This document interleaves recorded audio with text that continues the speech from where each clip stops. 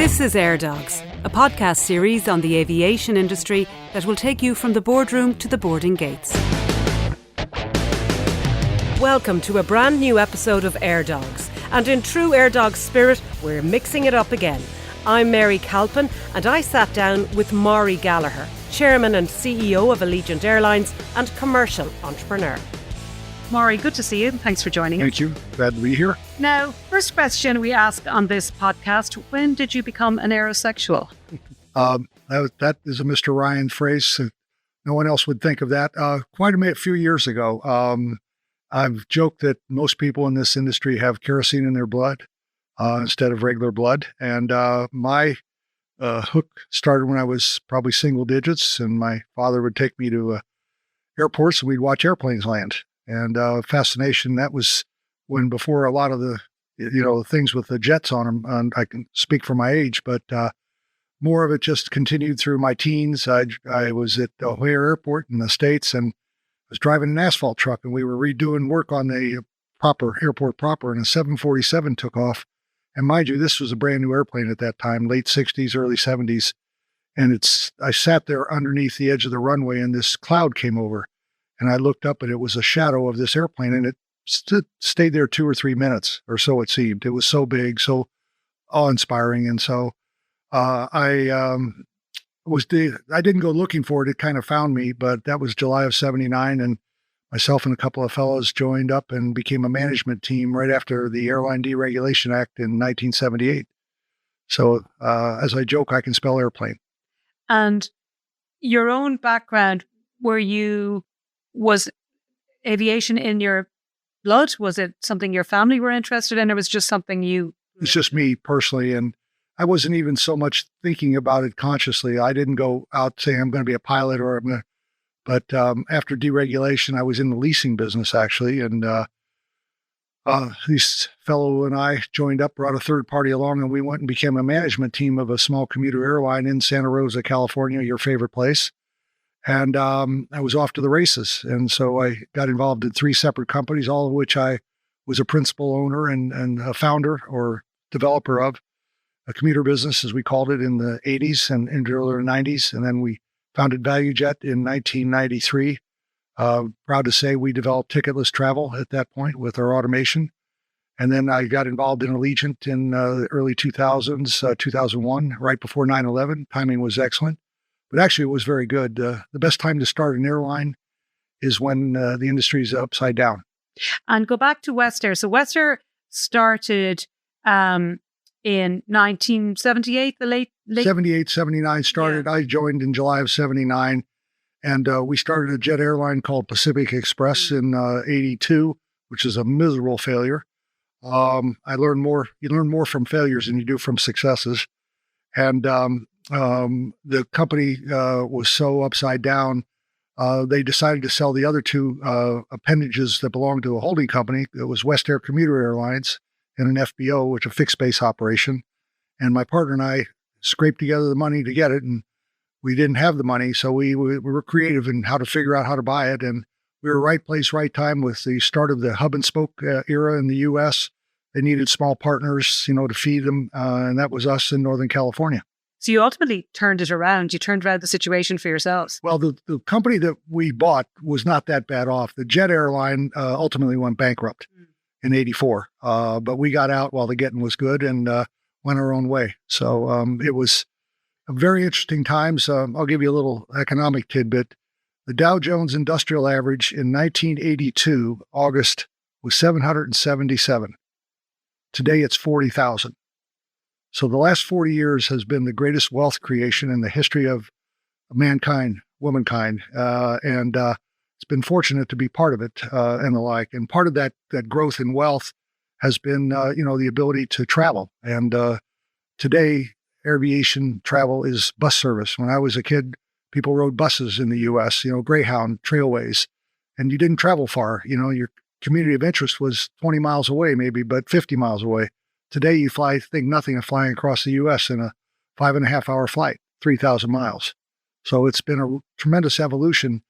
And the thing about the airline space, too, that's really interesting is that it's had the least inflation of virtually any product you can mention the value proposition for flying today is still second to none comparatively. It came off of a very expensive base because of regulation, but compared to things like the number one inflationary event over the last 30 years has been higher education. Okay. So, I mean, we're proud of it's good. We've added value to the consumer. So clearly West Air was a steep learning curve.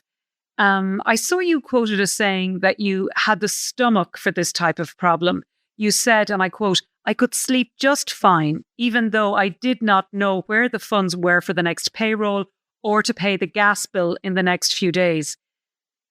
Where did that resilience come from, do you think? If you know, please tell me.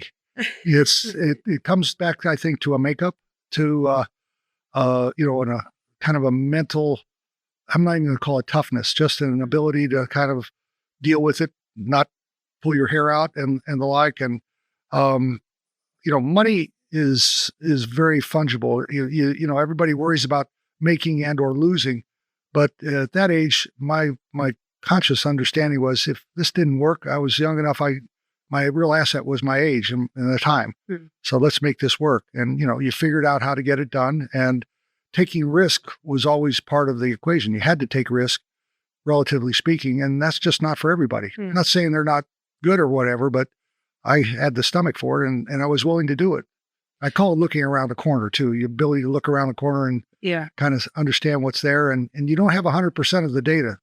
So you got to make decisions with, what you put some of those pieces together that you don't have the information on. And then you set up ValueJet. So you had sold West Air and set up ValueJet about a year later. Is that right?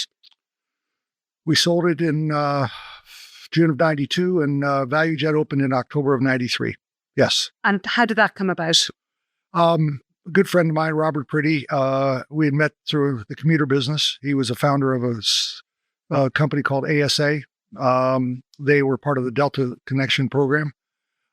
We wanted to do something, and he was out of work. I was out of work.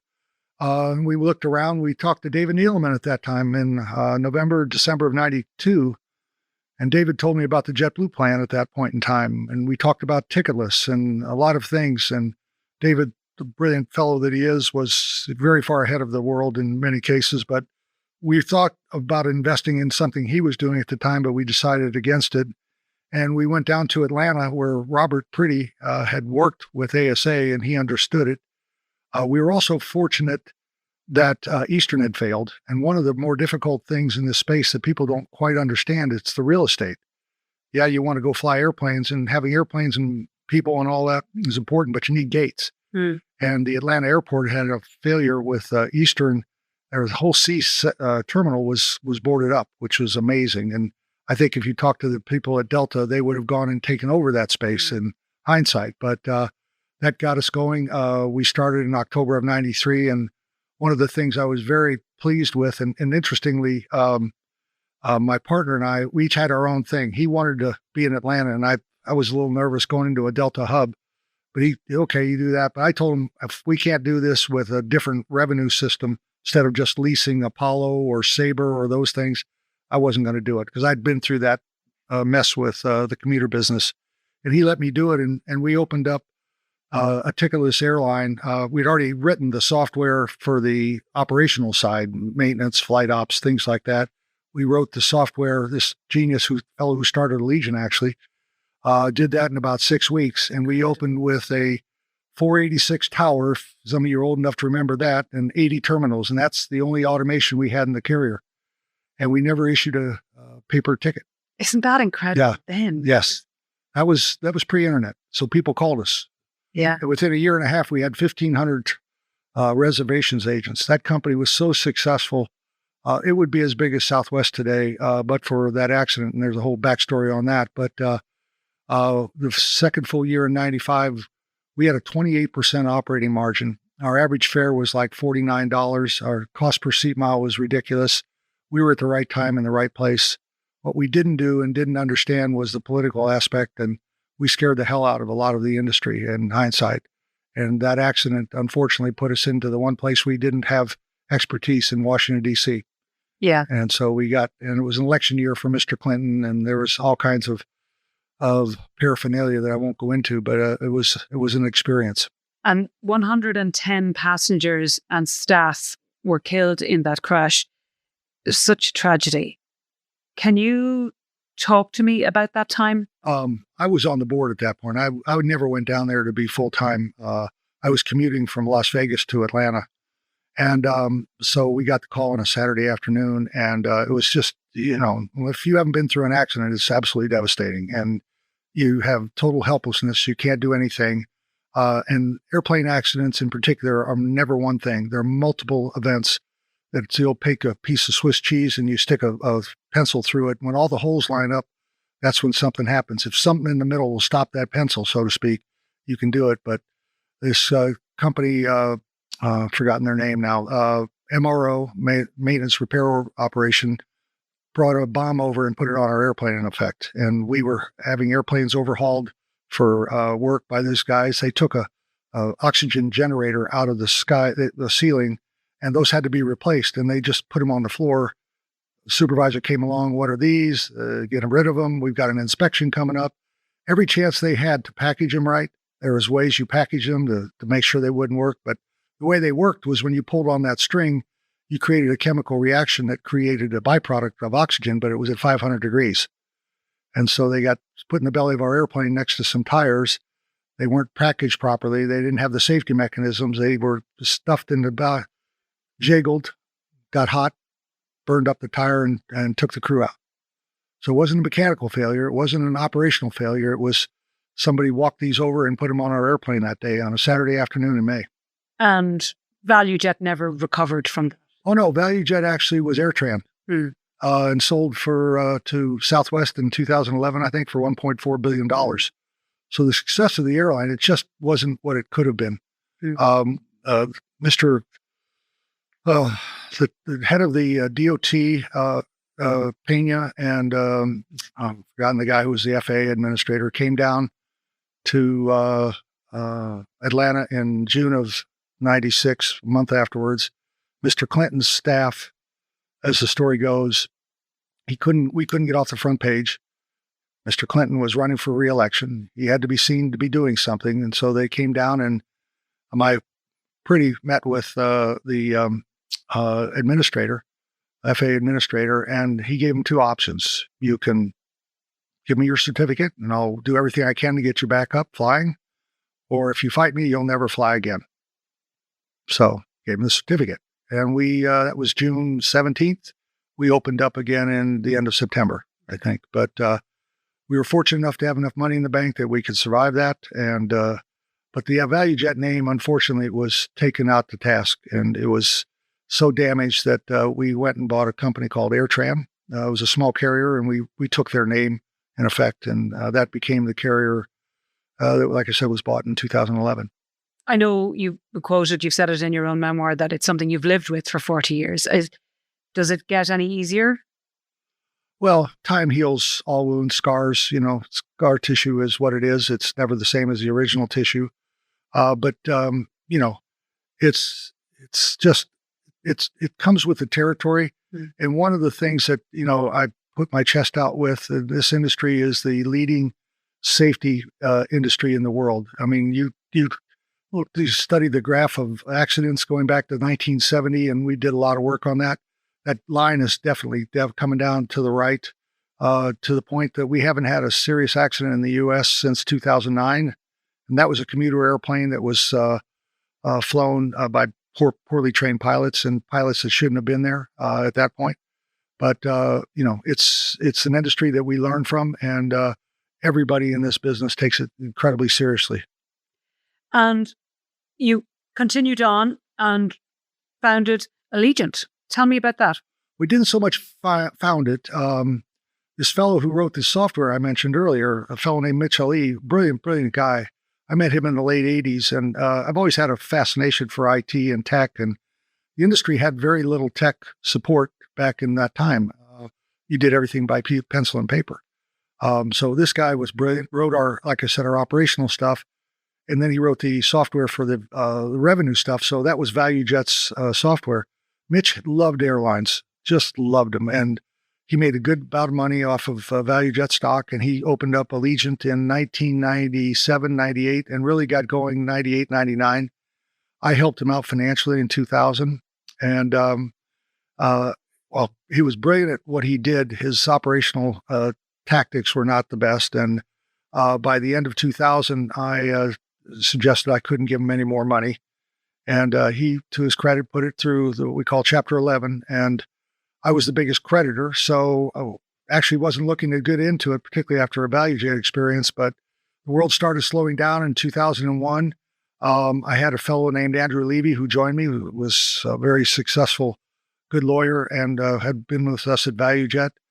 And so we decided to take it out of Chapter 11, and I owned 80% of the company. And so now I have a certificate, one airplane that was my airplane, no less, that I'd leased to Mitch. And what do you do? And so we just went on the journey from that point. And by that time, I was old enough and wise enough, and I knew what not to do. I wasn't sure what to do, but half the battle or 3/4 of the battle is knowing what not to do. Stay out of everybody's way, specialize, keep low cost, and focus on leisure. And we were in Las Vegas, and it took us a year or two to get it sorted. But our whole business model we evolved was leisure focused to destinations, world-class destinations, single basing approach where you put airplanes and pilots and everything. That's your lowest cost approach. And you go out and back. Pilots, flight attendants are all in their same bed. Maintenance has the airplanes every night to work on. And we started with that, not knowing where the revenue would be. And so we managed the revenue around two fundamental things. We did everyday low pricing. That sounds pretty common today, but it wasn't back then. And that stimulated people. And I joked that we got them off the couch. And the other thing we did is we scheduled around a weekly cycle instead of a daily cycle. So we flew on days when people wanted to fly. And then, of course, we used equipment. We weren't well off enough to buy new. And so we started making money in the middle of 2002, and we had 68 straight quarters of profitability. Wow. And we led the industry in margin 15% over a 15, 18-year period. The next closest was Southwest and Alaska at 10 points. And you drove ancillary revenue as well, didn't you? You kind of worked. We developed the ancillaries. We were the designer. I think Ryanair was. Did they copy you, or did you copy them? Well, a little bit of both. I think they had started baggage charges by early 2000s. We did seat assignments. I remember my thesis was that oil hit a low of $11 a barrel in 1998, and the whole talk in 2000 was commodities. Inflation was coming back, and oil started to march up. It hit a high of $147 a barrel in July of 08. And so we needed other ways to get revenue. And the thesis around the fact was that the airline industry charged one fare for everybody. The only thing you paid for on an airplane was liquor. Otherwise, you bought the same seat, you could bring 2 bags and I'd walk on. Yeah. That's just, we needed a way to differentiate without raising our advertising fare. And so I watched Southwest, observe Southwest. People get to the gate an hour and a half ahead of time and stand in line. Southwest has no boarding procedures at that point, just first come, first serve. Well, that meant people put a premium on the way they bought a Southwest airplane was front to back. So let's charge for seats if they mean that much. And so Mitch was doing the software, and we wrote some software, and it was like going down the street and picking up $10 bills. We started selling seats, $10 a seat. We sold 40, 50 a flight. That was $400 more that we didn't have. Then you take that and you do, how do you board? Then you start charging for bags. We used to carry 1.1 bag per customer. Well, we're down to 0.5 bags. So that's less bags you damage. It's less bags that burn fuel, efficiency. So it's more than 100%. And maybe the biggest one was the flight attendants, and we started charging for stuff. Again, remember I said nobody charged for anything. And our poor flight attendants, we took every one of our flight attendants out to lunch, primarily female, and said, we've got to charge. They were scared to death. So my partner, Ponder Harrison, went on the first couple of flights and did the selling in case somebody came out of their chair. But, we would, Coke, you want a free Coke? Sure, I'll have a free Coke. You go back and pick them up and half the Coke's still in the can. And so we had a liquid problem because you can't put them down the loo. We had 100 Cokes we'd give out on a 150 passenger airplane. We started selling. We only put out 35 Cokes. We got $70 for it. and we didn't have a liquid problem because everybody drank it. Yeah. So all those types of things were experimental, but they gave the consumer a choice. Today, 30% of the people that fly Allegiant just walk on, and we charge for overhead bags today because when we started charging for belly bags, guess what people did? They packaged it in their shoulder and they brought it up top. So, you have to patrol it that way. So, all that stuff has worked very well. And Spirit came along in 2007 when Bill Franke got involved, and they started copying our model. And by 2010 and 11, I'm very admirable move. No one that I know has ever made a full-on change from a dedicated, traditional, full-service carrier to a low-fare carrier. Tough culture, tough change. They did it to their credit. And they basically took a lot of what we did and ran with it and took it even deeper and wider than we did. And is this around this time you first met Dec Ryan? So I founded Allegiant on my money. I was writing checks, and I'd argue we're the least funded carrier that's ever gotten there. So we were very good at what we did because we had to be. We thought we wanted money to grow 2004 or thereabouts. And so we worked with a group in Tampa, Florida. I'll think of their name, James, whatever. I'll come back to that. And we put a book together, and Tom Mullins was moving the product for us, and he had met Dec. He was an investment banker. And so Dec was interested, and I flew to New York and met him in a hotel room. Hadn't met him before. Certainly his name preceded that. And we hit it off. Dec's a man of few words, so it didn't take a lot to get him interested, but people were intrigued by our business model, and we raised $35 million in 2005 and then went public in the end of 2006.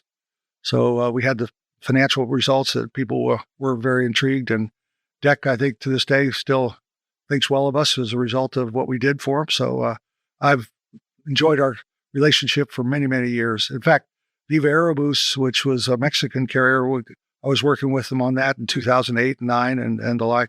In fact, we're Allegiant working still with those guys. Okay. And each of you claiming credit for the other's success in terms of who had the idea first. Is that fair? No. I think we were both good ideas were growing out of the ground at that point. But it was a good time to start low-fare carriers. Yeah. Like today is a bad time to start a low-fare carrier in the States. Early 2000s was a good time. Why is it about time now? Too much capacity, can't get airplanes, can't get pilots. Back then, after 9/11, pilots, airplanes, everything was available in multiples of what you needed. And do you expect things to get better, or are you expecting this period to last for a while? I think we've gone through the worst at this point. It's gotten better on the pilot front. They've gotten a lot more expensive. Airplanes are still very hard to come by. There's I think a shortage that's not warranted, but it's there. And leasing companies are paying big money for airplanes, and a couple of startups like Velo and Sun Country, not quite a startup.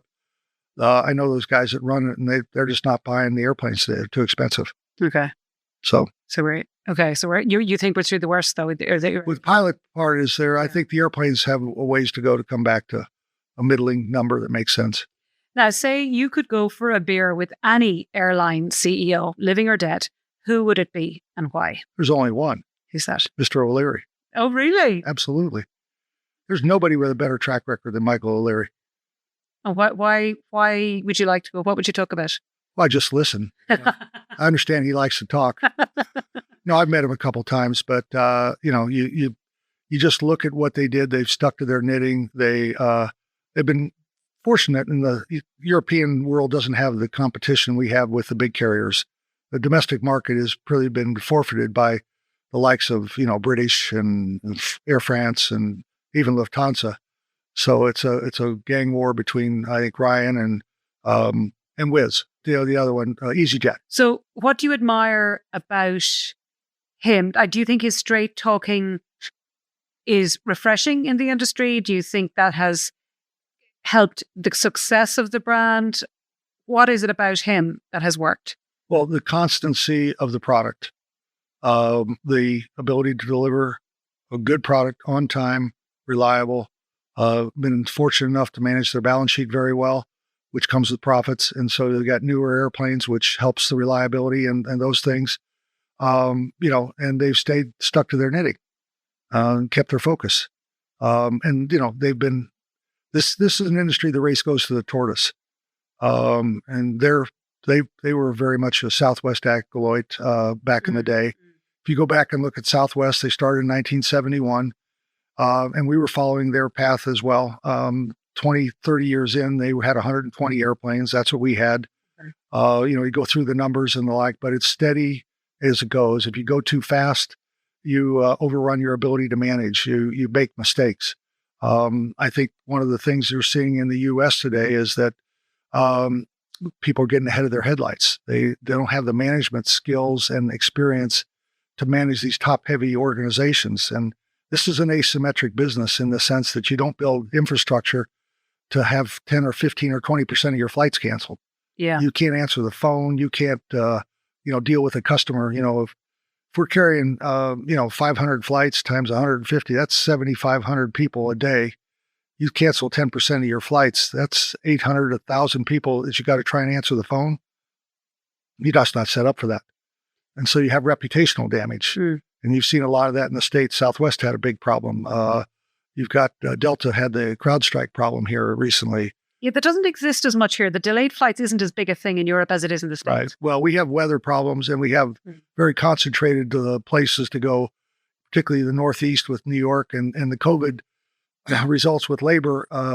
Air traffic control, the FAA is telling the Northeast carriers to cut 20% of their flights in their peak markets. Well, that's when you make your money.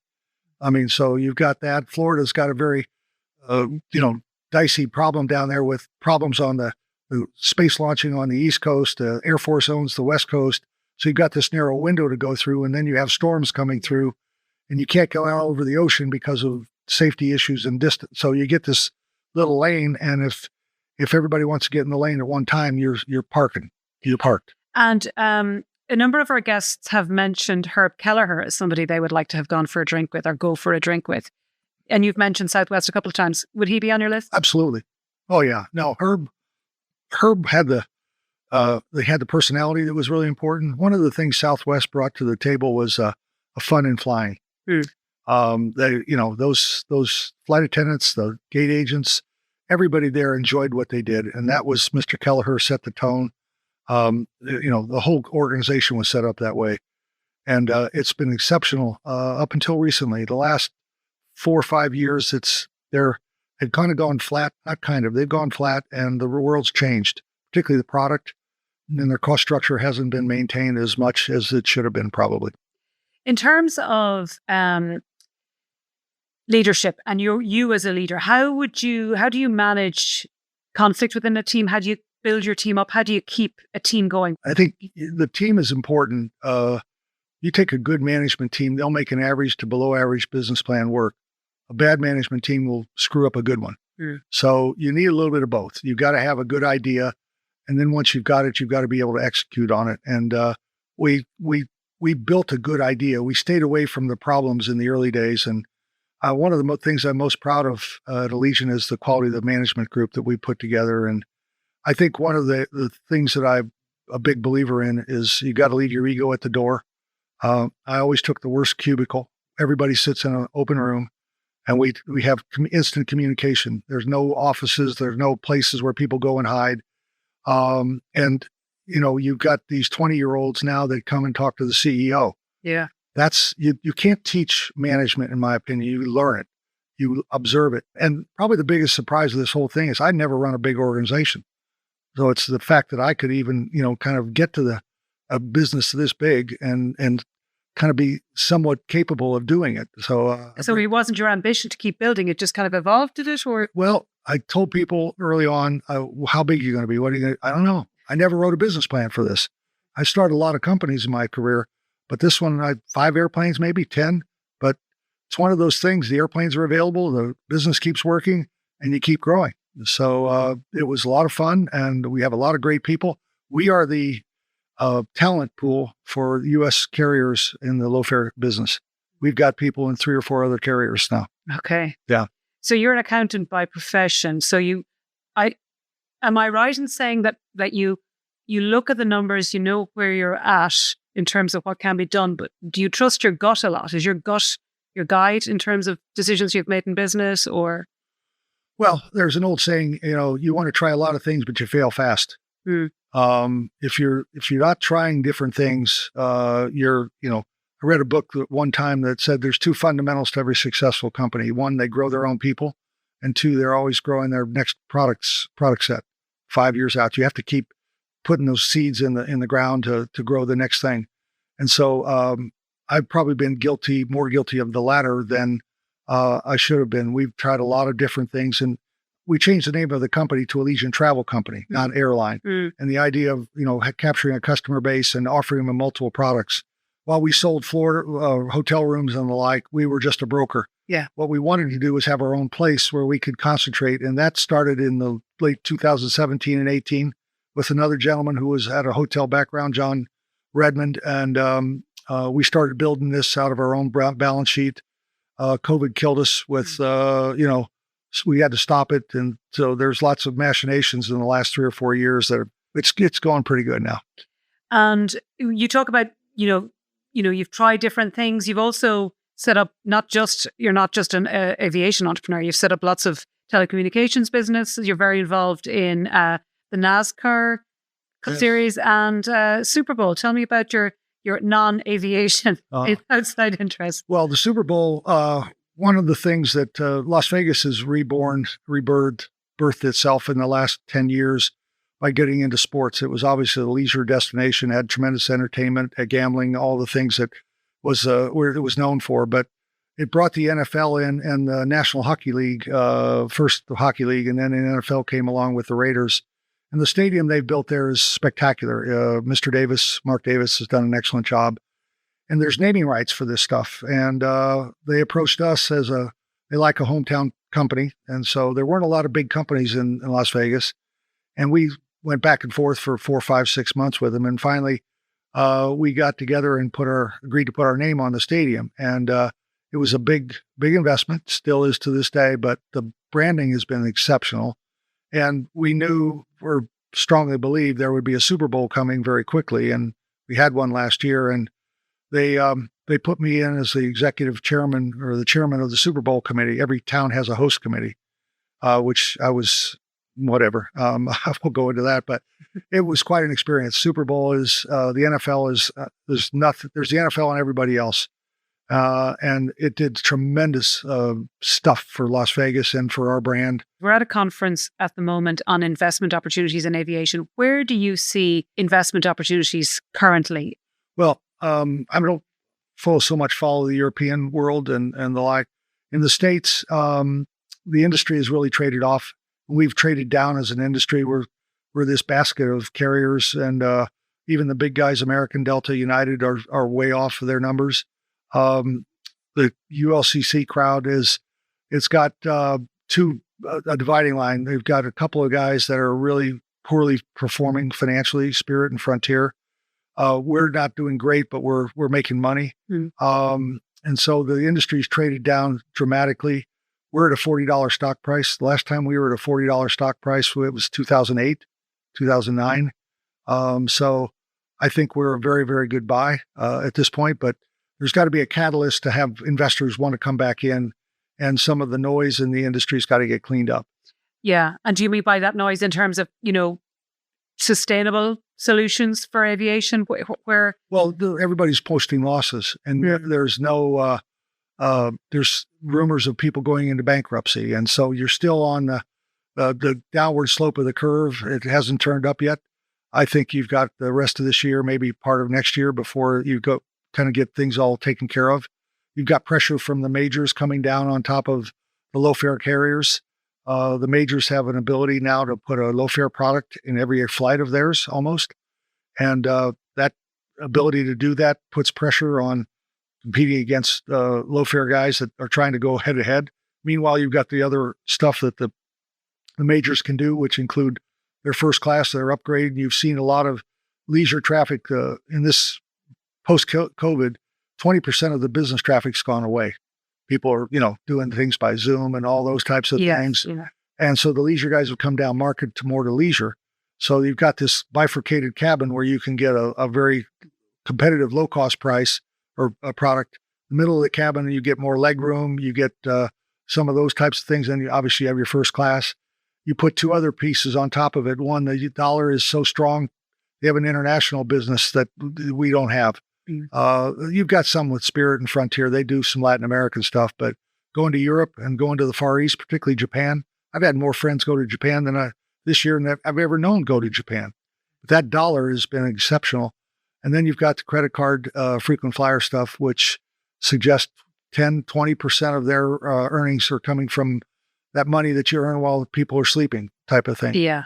And that's huge, isn't it? It's massive. Yeah. It's massive. Yeah. And, there's rewards programs for the airlines and everybody else. Yeah. Nothing touches the Delta program, the American and the United program, even Southwest. Yeah.